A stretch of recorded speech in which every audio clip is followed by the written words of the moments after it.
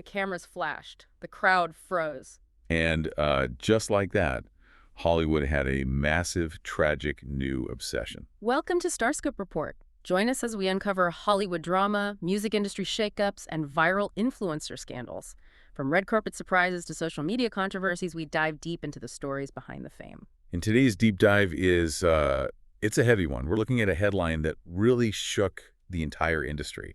Why Love Island production suddenly stopped. Right, because you have this massive, sun-drenched, completely manufactured paradise that's, engineered for pure escapism. Yeah, and it just instantly collided with a very real, very devastating off-camera tragedy. I mean, one minute you're orchestrating entertainment for millions of people, and the next there's a total system failure that no production protocol can actually fix. Exactly. We're talking about the sudden death of 40-year-old executive producer James Barker. He passed away right in the middle of filming season 8. And to really understand the massive void he leaves behind, we're pulling from a huge stack of sources today. We've got reports from Variety, Rolling Stone, People, TMZ, plus official network statements, and some really raw tributes from his colleagues. And his longtime partner, too. Our mission for you, the listener, is to really pull back the curtain on the mechanics of reality TV. We want to look past the shiny drama and uncover the invisible creative forces who, literally dedicate their lives to building these emotional roller coasters. Because we rarely think about the architects, And Barker was a master architect. According to reports confirmed by ITV America and Peacock, he suffered an unexpected medical emergency on location in Fiji. 40 years old. I mean, it is just staggering. And the network released a joint statement making it clear that his loss is deeply felt across the whole production. They're actually honoring him formally in their Tuesday, June 16th episode. Right, but before we get into the crisis of his passing, we need to understand how he even ended up in that executive producer chair. Because his early resume is, frankly, bizarre when you compare it to Love Island. Oh, for sure. And that is not even the wildest part of his story. We'll get into the crazy twist nobody saw coming later in the deep dive, but his career trajectory is just fascinating. Yeah, he didn't come up through glossy dating shows at all. Back in 2011, he was at Left Field Pictures, working on the gritty, aggressively male-dominated side of unscripted TV. Shows like Pawn Stars, Counting Cars, Forged in Fire. Wait, really? Like Pawn Stars to Love Island? I honestly struggle to see the connection there. I mean, how do you go from sweaty guys hammering steel in a forge to, manufacturing romance in a bikini? I know, it sounds like a massive leap, right? But the underlying mechanic of unscripted TV is actually exactly the same across those shows. Really? How so? Because the stakes seem completely different. Well, the core skill of a reality producer isn't knowing about swords or antique cars.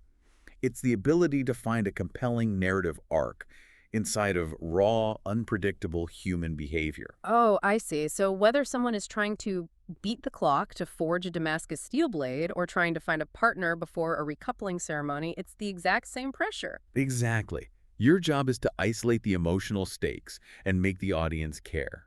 You have to know how to sift through hours of mundane reality to find the exact 10 seconds of tension that will hook a viewer. It's kind of like being an orchestra conductor, right? Like, the audience only pays attention to the musicians, the reality stars on screen, but the conductor's the one dictating the tempo and the emotion. That is a perfect analogy. And Barker really mastered that conducting. It translated perfectly when he moved to ITV America for the Queer Eye reboot, which is, a massive Emmy-winning cultural phenomenon built entirely on empathy.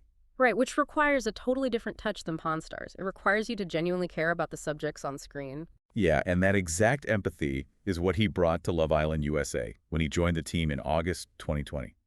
He didn't just parachute in as the boss, though. He started as a story producer. Oh, wow. So he really climbed the ranks. He did. Over the next few years, he proved himself season after season, managing increasingly complex story arcs until he was officially named a full-time executive producer in January 2026.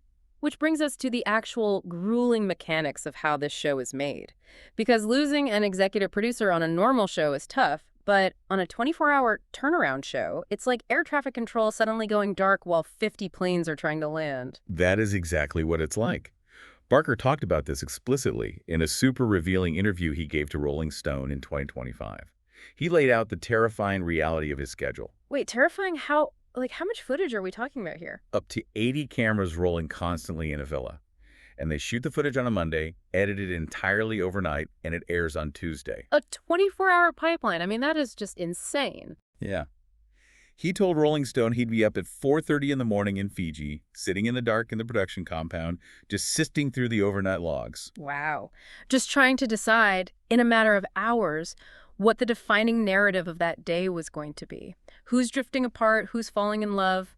But, hey, if you're loving these Hollywood twists so far, make sure you're subscribed. We've got even crazier stories ahead in this deep dive. Definitely hit subscribe. Yeah. Because the most fascinating part of that Rolling Stone interview wasn't just the schedule, it was how he managed the emotional tone of the show.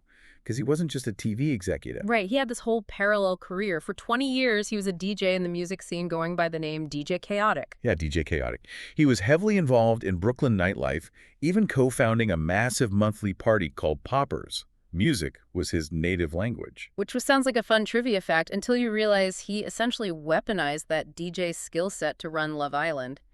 He told the magazine his secret weapon was building a massive arsenal of thousands of pre-cleared songs. And we really need to pause here and explain what pre-clearing music actually entails. Because in the television industry, sync licensing is an absolute nightmare. Usually the editor cuts a scene, lays down the track, and sends that specific clip to the publisher for approval. Because they want to make sure their sad ballad isn't being used over, like, a ridiculous comedy scene. Right? Exactly. But Barker didn't have the luxury of time. You cannot send a video clip to a record label on Tuesday morning and ask for approval for an episode airing on Tuesday night. Right. The legal departments simply do not move that fast. They don't. So Barker had to negotiate what are essentially blind blanket approvals. Wait, meaning he had to convince labels to let him use their music for scenarios that hadn't even happened yet? Yes. He was categorizing this massive vault of music based purely on abstract feeling and lyrical content. He'd go to publishers and basically say, I don't have the footage to show you, but can we get the rights to use this track if someone gets dumped? Oh, wow. Or if there is a magical first kiss under the stars. Exactly. He was legally securing the emotional color palette of the show before the contestants even spoke a word. That is brilliant. I mean, it's the ultimate DJ mindset applied to network TV.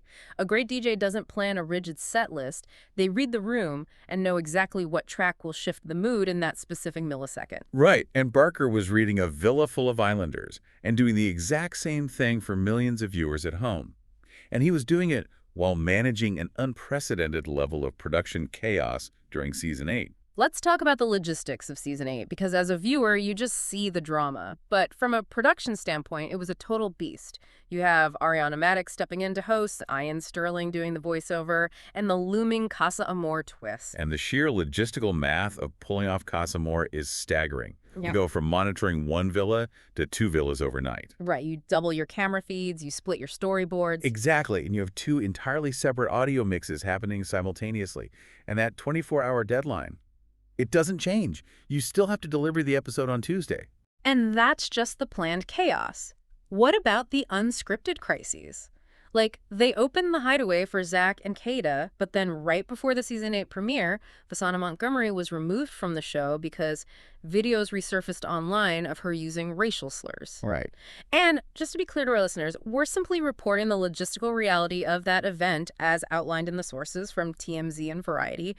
We aren't taking any sides, but purely from an executive producer standpoint, losing a cast member right at the starting line is a massive grenade thrown into your narrative plan. Huge. You have to pivot instantly. Introductions have already been shot. The initial casting chemistry you planned for is just gone. So you have to re-edit the premiere, adjust the challenges, reshuffle the entrance order. Yeah, and Barker was the guy absorbing all of those shockwaves, making sure the audience at home never felt the panic that was happening in the control room. Which explains the incredible reverence his colleagues had for him.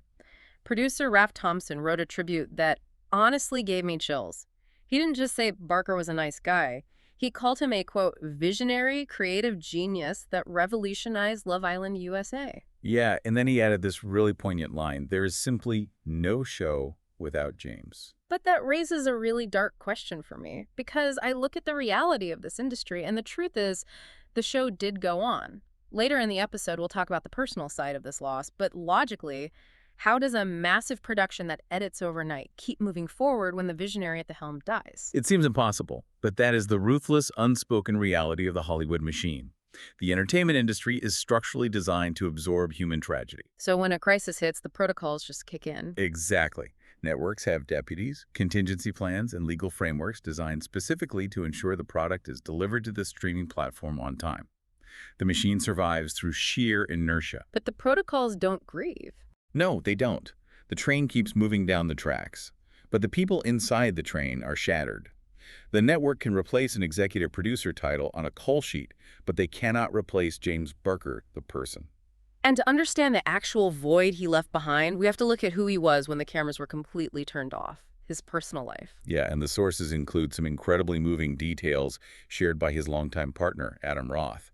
Adam is the VP of Global Partnerships at the Recording Academy, so he's also deeply embedded in the music world. And their origin story feels like it was written for a movie.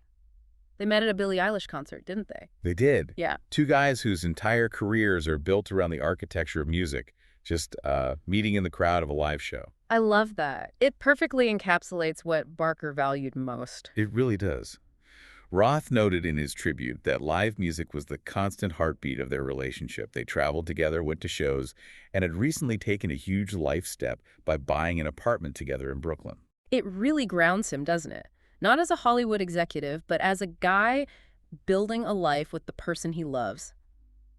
In his public statement, Adam called James the absolute light and love of my life. Yeah, he talked about how James brought joy and brilliance to everything he touched. And he ended it with this incredibly poignant thought, he said. His loss is unimaginable. While it was not enough, I am so thankful for the time we had and the memories we made together. It completely strips away the neon lights and the manufactured drama of the Fiji villa and reminds us of the profound human vulnerability at the center of this news story. Definitely. Roth also highlighted something really beautiful about Barker's professional legacy. He was incredibly proud of how James used his massive platform on Love Island to champion young, independent musical artists. Right. He wasn't just pulling top 40 hits. He was deliberately introducing emerging artists to an audience of millions. He used the reality TV machine to elevate other creators. Which is such a testament to his character. He wasn't cynical about his work. And you really see that lack of cynicism in his final public Instagram post before his death. Oh, that post. It perfectly captures his philosophy as a producer. The visual is just striking. It's a black and white photo. Barker is standing there in a floral shirt and flip-flops, looking completely relaxed, posing with three members of his production crew, Ben, Courtney, and Blake. And in the caption, he affectionately refers to this sleep-deprived, hardworking crew as bottles. Yeah, it's that foxhole camaraderie. Yeah. You do not survive 4:30 a.m. call times on a 24-hour turnaround show without deeply loving the people you are in the trenches with. But it's the second half of that caption that really stopped me in my tracks because it reframes the entire way we think about reality TV. He wrote, quote, "We come to Fiji for magic. Our islanders feel like the best part of us, and stories feel perfect and powerful because here they are." Our islanders feel like the best part of us? Yeah. I mean, think about how radical that statement actually is within the context of reality television. It's entirely countercultural. So much of the discourse around reality TV is deeply cynical. Critics dismiss the contestants as shallow influencers or narcissists just looking for a brand deal. Right. The audience is often encouraged to judge them, to laugh at their mistakes, or to mock their emotional breakdowns. But the guy actually pulling the strings, the guy watching the raw feeds at 4:30 in the morning, didn't view them that way at all. No, he saw their messy, chaotic, unscripted emotions as a reflection of the best parts of human nature. He saw their vulnerability as something to be protected and elevated, not just exploited. It proves that empathy was the actual engine of the show. I mean, you cannot accurately score the soundtrack to someone's life. You can't pick the perfect song for their first kiss or their most painful rejection if you're judging them. Exactly. You have to actually care about them. You have to believe that their search for connection is beautiful. And that empathy is what translates through the screen. We watch these shows because underneath the ridiculous challenges and the shiny production value, we recognize our own messy human emotions playing out.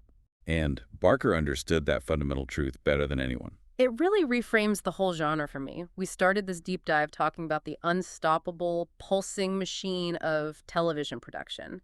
But at the end of the day, that machine is entirely powered by human hearts. Which brings us to our final takeaway for you, the listener. The next time you sit down, turn on a reality show and watch the glossy manufactured drama unfold, try to look past the screen. Yeah, look past the contestants, the neon signs, and the perfectly timed recoupling speeches. Remember the invisible artists.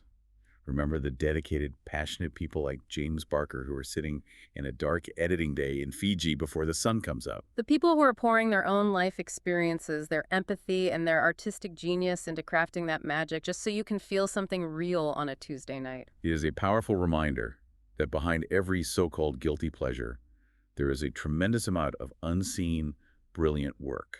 Absolutely. And hey, if you want to keep exploring the hidden sides of the industry with us, stay tuned and hit that subscribe button so you don't miss what's coming next. But before we go, I want to leave you with one final thought to mull over today.